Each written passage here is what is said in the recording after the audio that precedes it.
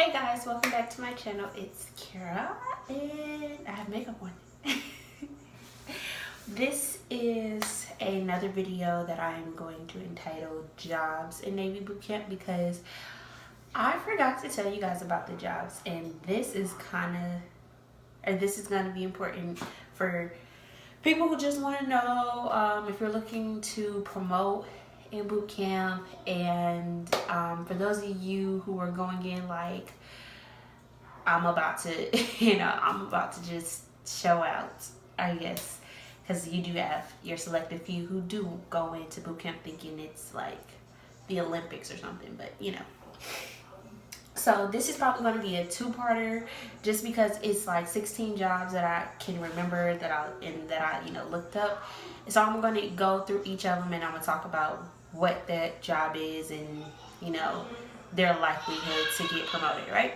So let's get started. So the first one is before you ask, yes, I am in my bathroom. I like my background, my shower curtain, so that's why I'm doing it in here. And then two, if you hear a lot of noise, that's my son. So just be prepared for that. Anyway, the first job is the RPOC and the AROC. Well, yeah. So RPOC is the person who commands the division. RPOC stands for Recruit Chief Petty Officer. This is going to be the person that, like, when you guys are marching, they're outside the ranks, they're telling you guys, turn right, stop.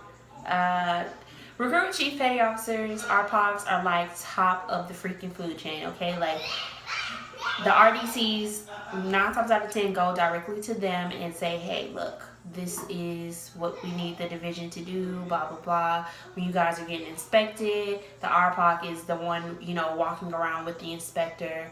And during drill inspections, RPOC, you're kind of like, we rest on you. Like Gen Pop, which is everybody else who don't do anything, we can screw it up ourselves. We can screw it up too, but RPOC, if you screw up, that's like that's everything right there. You're done.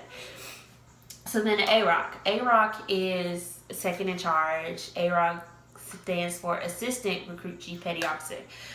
AROC is the person who sings cadence. So when you guys are marching around base, AROC is going to be the one either calling cadence or just singing left, right, left. Because in boot camp, all you really do is just sing left, right, left.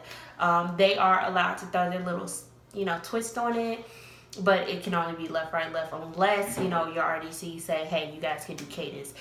We love to do cadence, but we didn't really do cadence so much because, we just couldn't get it together. It was cold, so, we're all bundled up in, like, scarves and stuff. So then, like, when AROC, if her throat was hurting and she would try to call something, some people couldn't hear in the front. Some people couldn't really make out what she was saying, so we weren't loud, and RDCs were pretty much like, well, dang, you're not going to do it. So that's that. Laundry PO. Second. RPOC and AROC, how likely are they to get promoted? Most likely. When it's towards the end of boot camp, when talk of who's getting promoted gets thrown out there, 9 times out of 10 is most likely going to be the RPOC and AROC, as long as they, do what they're supposed to do, and the RDCs feel like, they deserve it. But 9 times out of 10, RPOC and AROC are going to get that promotion. So, third job, laundry PO. Laundry PO is the person or people, well, you got laundry crew and you got laundry PO. Laundry crew are the people who collect your dirty clothes and they wash them and dry them and then give them back out. The laundry PO is the person who's on top of, who's over everybody in laundry crew. They're the one who pretty much talks to the RDCs on, if it's okay to wash clothes. If it's not, hey, we have some laundry that we need to pass out. Can we pass it out? Things like that.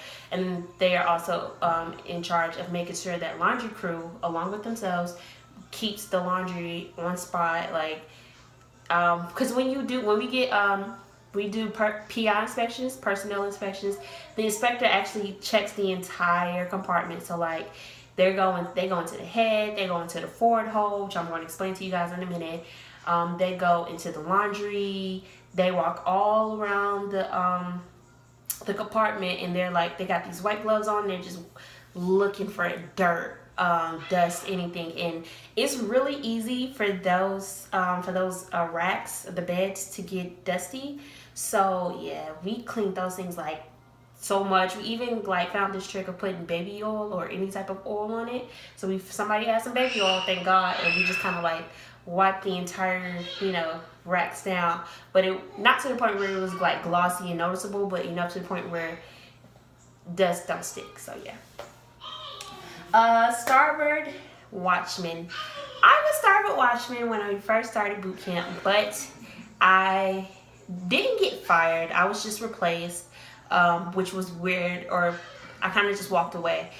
Okay, so it was weird. So pretty much what happened was I was starboard watchman when we first started boot camp because I had good handwriting. So they was like, hey, you're going to be the starboard watchman. You're going to go ahead and make the watch bill for tonight. And mind you, this was our first night. Well, our first night of actually getting a full sleep. Not like night of arrival. You don't stand and watch that night. But the very next night, when everybody's all tired because you've been up for like 48 hours plus, that's when you're gonna start standing watch. So that's what I actually mentioned in my previous video. Some of you won't be getting no sleep that night. But for those of you who are lucky enough to get some sleep, enjoy it. So yeah, the starboard watchman just pretty much makes the watch bill, tells people who's going to stand a watch at what time, and then what their job is. The sucky thing about starboard watchman is that after a certain week, you start doing the deck log. That's what it's called. You do a deck log, and this is where being starboard watchman sucks. You are in charge of that deck log. Though you are not the person writing in the deck log all the time, you are in charge of it. So the rovers that are on watch, they will write in the deck log. They'll write what event we went to, or what event we did, or class, whatever. They write that in the deck log. If the RDC commences or starts clean compartment, they have to log that. Yeah, it's a whole lot that goes into that deck log. Not really, but it is. And some people just, cannot get it together. Some people cannot write in that deck log for nothing. So that's where it screws the starboard watchman up, because when the RDC see it after a certain amount of time, they're going to be like, all right, look, everybody's getting dropped. And not everybody, like the entire division, but everybody, like both people on watch and the starboard watchman. And the starboard watchmen hate getting dropped for mistakes that could have been, corrected. So that's where it sucks being a starboard watchman. Port watch is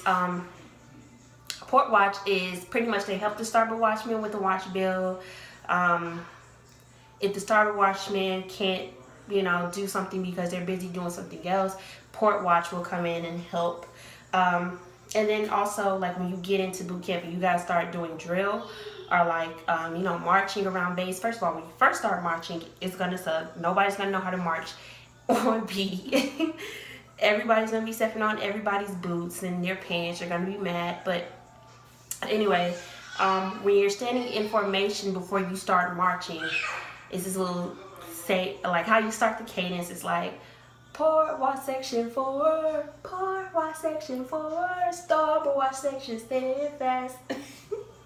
Everybody loved that. Everybody loved that. Especially if the person who's port watch has like the way they say it is kind of funny because of the accent. Yeah, we had somebody with an accent in my brother did, and it was pretty funny.